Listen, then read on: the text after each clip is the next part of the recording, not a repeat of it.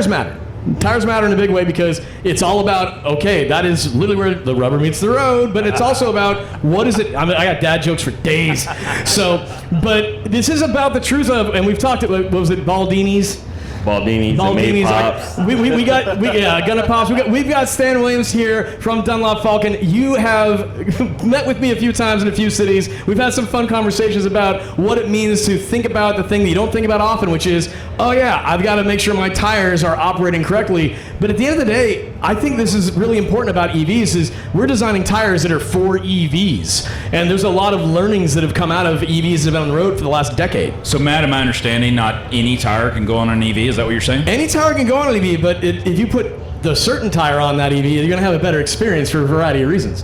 Exactly. So, there's different weight categories with tires. So, there's a different load index. That's the proper term, is a load index. So, if you want to get technical, you can kind of put any tire on the EV, but that's not what you want to do. Because if your vehicle's too heavy for that tire, then it's going to wear out a lot faster. And it may pop on you or something like it's that. It's going to be a Gunna Pop? Is that Gunna Pop? We'll get to Gunna Pops in a minute. Yeah. So, having the right tire that has the right load index is like what you need to do. Well, it really is about understanding what you're getting out of the performance of the vehicle, right? I think oftentimes people just think a tire is a tire. Yeah. And oftentimes when you need tires, when you have a Baldini, right? So right. I'm borrowing, this is all his material, by the way, but if you have a tire that you're like, oh, I got to replace that, there's a lot of times it's a knee-jerk reaction moment, and so you may not have budgeted for it. You may just walk into some place and say, just help me get back on the road. But frankly, that also could lend to problems down the road if you don't get the right tire. Yeah.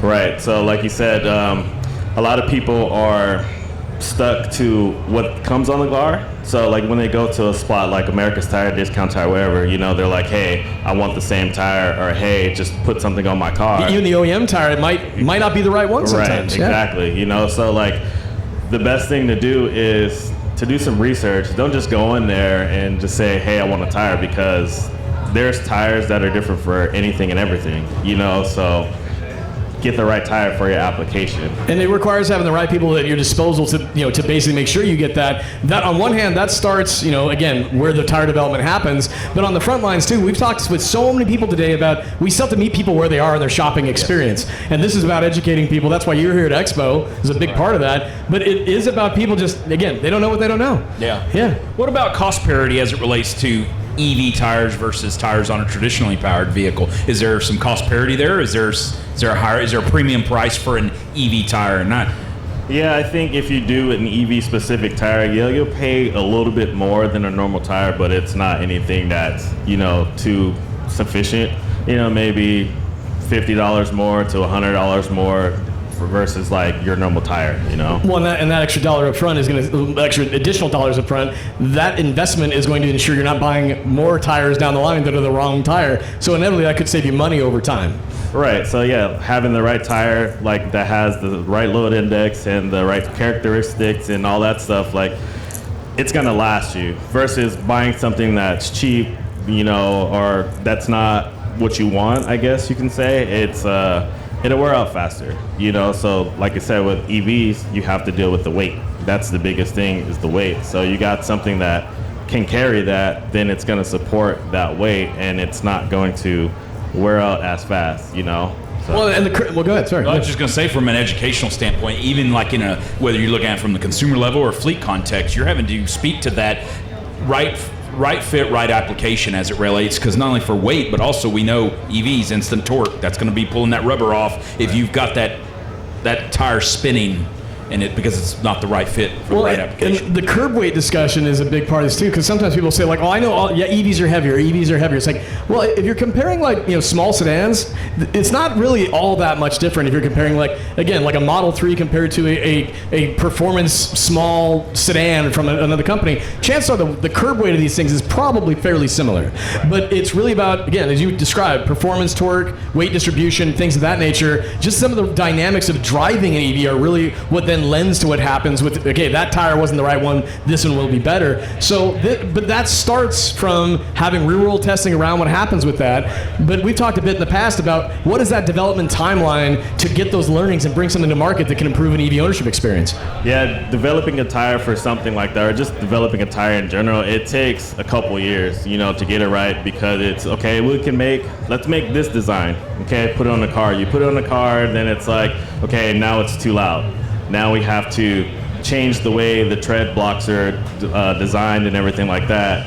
Then put it on the car. Okay, it quieted down, but now it doesn't give me the performance that I'm looking for. Now it's back and forth, back and forth, back and forth. So one thing that comes up a lot now too, and a lot of new cars have this, whether it's EV or not, is having just foam inserts in the tires, right?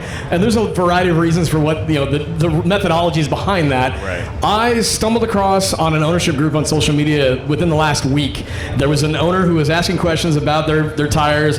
The temperature had changed where they live, so the PSI had gone down.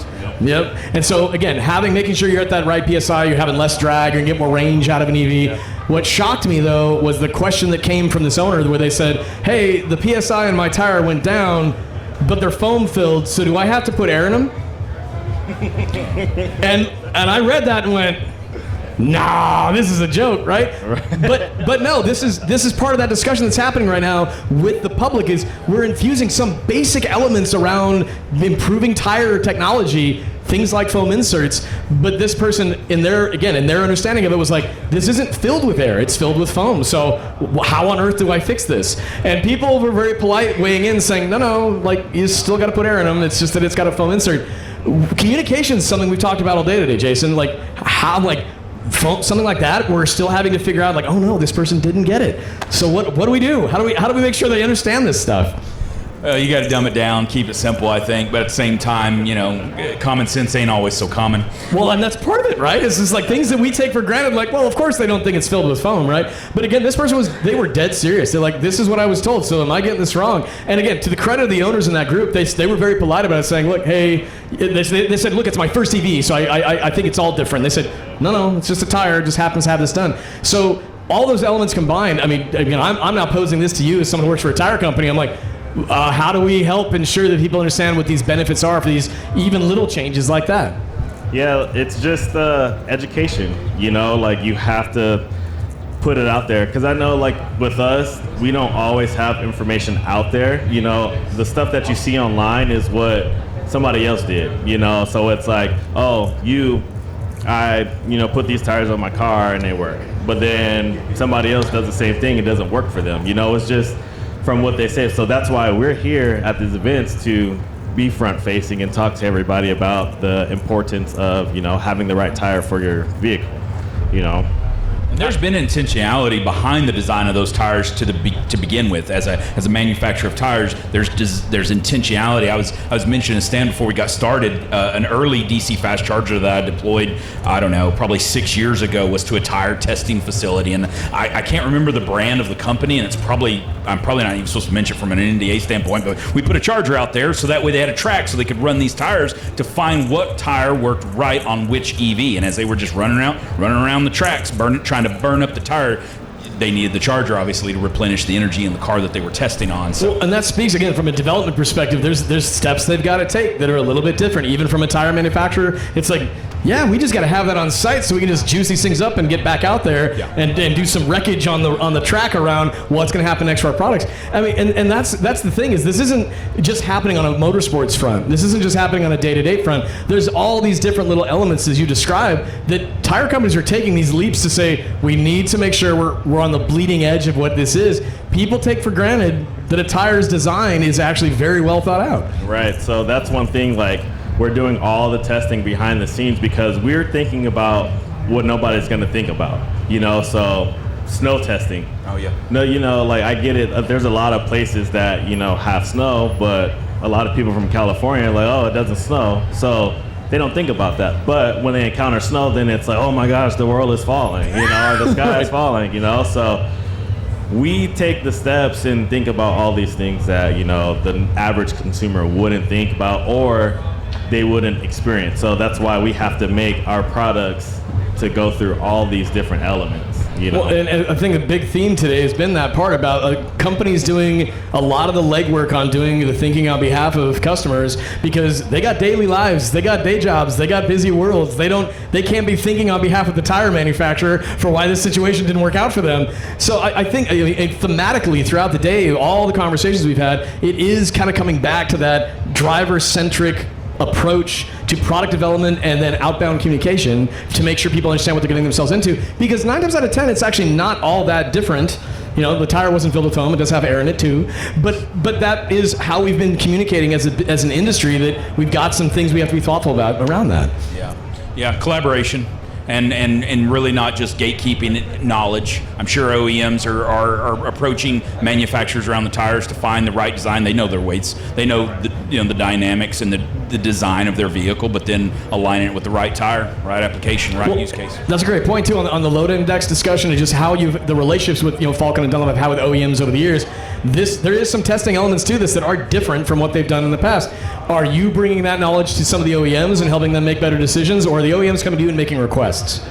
I think it's a little bit of both. I think, our designers are talking to the OEMs, and the OEMs are coming to us, because the OEMs, they're going to put the right tire on their vehicle regardless. So, there's a bunch of different tire manufacturers out there, so they're going to find the right tire for their application. It's kind of the same thing here. You're going to find the right tire for your application. So I think, like I said, it's just a conversation between everybody. If your vehicle's this heavy, then we can give you this, or we have these certain tires that we can provide for you guys for your vehicles, or something like that. So to that point, kind of making it as simple as humanly possible, brass tacks, what are the 3 things you think someone should be considering when they're shopping for a tire for their EV? The biggest thing is safety. Because a lot of people don't have safety in mind. They just think, I put a tire on my car and that's it. So you have to have a tire that's going to be able to handle in any weather. Like right now, back home for me, it's raining, so we have to deal with floods and stuff like that. So a lot of people just don't think about hydroplaning and stuff like that. So that's scary as hell when it happens. Exactly. Yeah. It's happened to me a bunch of times, trust me. And like I said, I've had the tires and I kept going, so safety is the biggest thing. EVs related, I would say range, because that's the biggest thing, is you need that range that, you need a tire that's going to have the range so you can get to where you want to go without saying, I got to go stop and charge my car every 20 minutes or every 20 miles. And that range component, it's related to, how tires can affect that. It's related to load index, it's related to pressure, it's related to compound style. So all these things that people may not even be actively thinking about, if it's an EV rated tire, these are factors that are thoughtfully built in, I would imagine. Yeah, so it's, like you said, the design of the tread and the technology that goes into the tire, that's, what we have in mind when we're designing the tire, especially if it's for a specific application, So, like our silent core, for example, it has the foam insert. And we have one that doesn't have the foam, but for EV, everything's quiet. You don't have the noise of the motor, the vibration, none of that. So any little noise, it's gonna be loud. Yeah, you're gonna hear more of it. Yeah. Yeah. So we designed a tire that has a foam in it, so it quiets the tire down. You don't hear any of that road noise or anything like that. So like it silences. We call it the NVH, noise vibration harshness. Okay. So yeah. So that's one other. So we got safety, we got range. What's the third thing you think someone should be? Again, every consumer is probably going to say price to themselves, right? But these are factors outside of that. Yeah, and I think probably price. Some people might want to pay a bunch for a tire, and some people might not. So we try to be like in the middle where it's fair for everybody, But we don't want to be like too cheap that just anybody can get it. It has to be the right tire, because I think if it's something that's super cheap, then it's okay. For me as a person, I would be like, okay, maybe it's not developed how it should be. Maybe the technology is not there versus the same product, but it's more expensive. Maybe they took the time to actually do the development and do everything that they needed to do to make it right. Don't shop for a tire like you're on Amazon trying to find the cheapest thing. It's like, no, you will get what you pay for in this instance. Yeah. Exactly. Yeah. Is there parity among lifespan of the tire for an EV tire as it relates to like a regular tire, like mileage, or is there parity around that lifespan, or is it? I don't think there is, honestly. Like I say, when people come to our booth is, how do you drive? Oh, okay. You know, because there's some people that just put their foot in the gas, you know, with EVs, instant torque, just ripping the tire up all the time. And then there's the people that just drive, you know, super conservatively. So it's gonna vary, you know, and then also like alignment, tire pressure, if you do your rotations, all that stuff is gonna have an effect. And this something again that not everybody thinks about when they have tires on their car. They just think, hey, I'm just gonna hop in my car and drive, and that's it. That's a great segue into the terminology you use all the time when these little moments occur. So I gotta get again. I stole some of your thunder, but what are these things that you've noticed over the years? You're like, okay, you're gonna pop. Is that right? Okay, so I have my own terms that I made up. So Stanisms for tires. These are great. These are great. All right, so I have one. It's called a Maypop. Maypop. That's it. So like you'll see, like okay, you can have wires showing on the inside. A lot of people don't think about that, and then just driving, and then eventually that tire, it may pop. So that's why I call it a Maypop. And then another one that I have is called a Baldini. Yeah. So basically it's a tire, it almost looks like a racing stick. I was going to say racing stick, like so a NASCAR tire. Exactly. You know, a lot of the tires, they have tread, and then if you look closely, so they have wear bars too. So when you get to that wear bar, that's when you know, okay, I need to start looking into. And a wear bar is actually it's embedded into the tread of the tire. Yep. It's perpendicular. Yep. So actually, when you get down to that perpendicular bar, it's just like, oh shoot, like that's too bad. So when you get down to a Baldini, a Baldini is past the wear bar. It's basically the wear bar's gone, the tread lines are gone, and basically, you know, you're praying to Jesus every day. That is so Baldini's not a Maypop, it's a Will Pop. Well, yeah, there you go.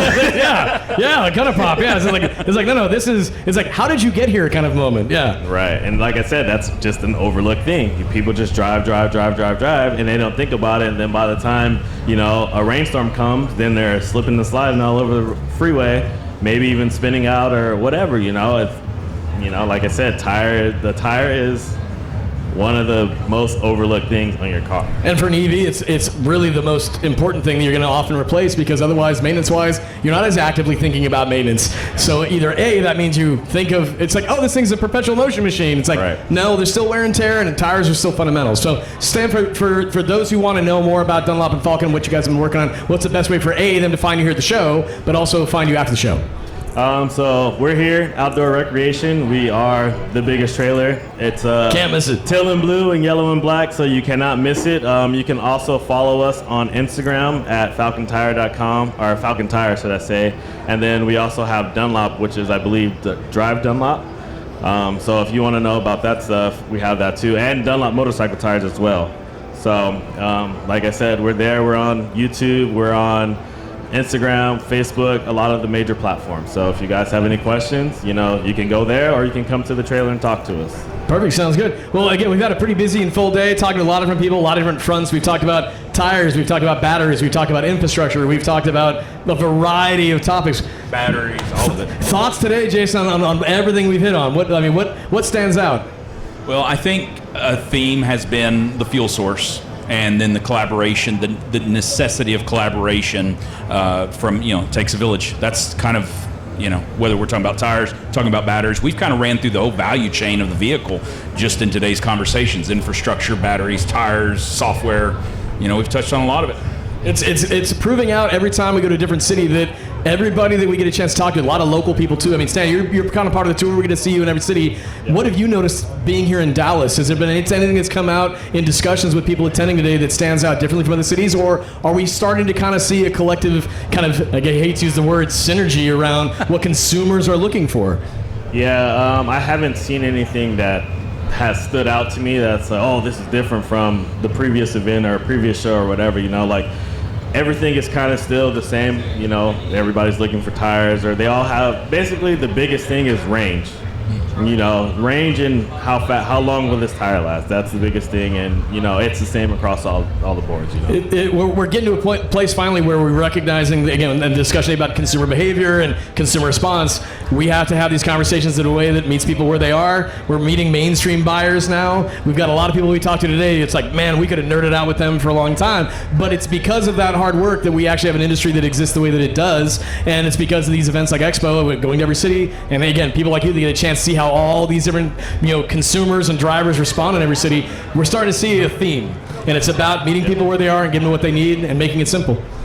Yeah, that's the biggest thing. It's just providing the customers what they need where we are, because every city is different too. Weather's different. Oh yeah. That's the biggest one, is every city has different weather, and then the market's a little bit different too. So, and if we go to, I'm gonna just throw out a city, it's Chicago. Chicago may be more trucks or more cyber trucks. So then we're gonna do, more of our off-road line. Yeah. And then we may come here, it's more Teslas and stuff like that. So we're doing more passenger car stuff. So every market in every city is different. So, we just have to judge it and go from there. That's our biggest question. Like, our first question is, what kind of vehicle do you drive? Sure. And then that helps us, and that helps us. Okay, so you drive this, so then we need to go boom, boom, boom, boom. Well, and this is why Electrify Expo exists the way that it does. It brings together that collaboration of the industry, all these different brands, all these different players, and that's why each city is proving out that we've got answers for people's questions because of what Expo has become. So, well, Sam Williams from Falken Dunlop, thank you so much for coming by, dude. Appreciate, again, all the isms as it relates to what's happening on the tire front. So this is the EV Reality Check booth. It is powered by GreenCars.com.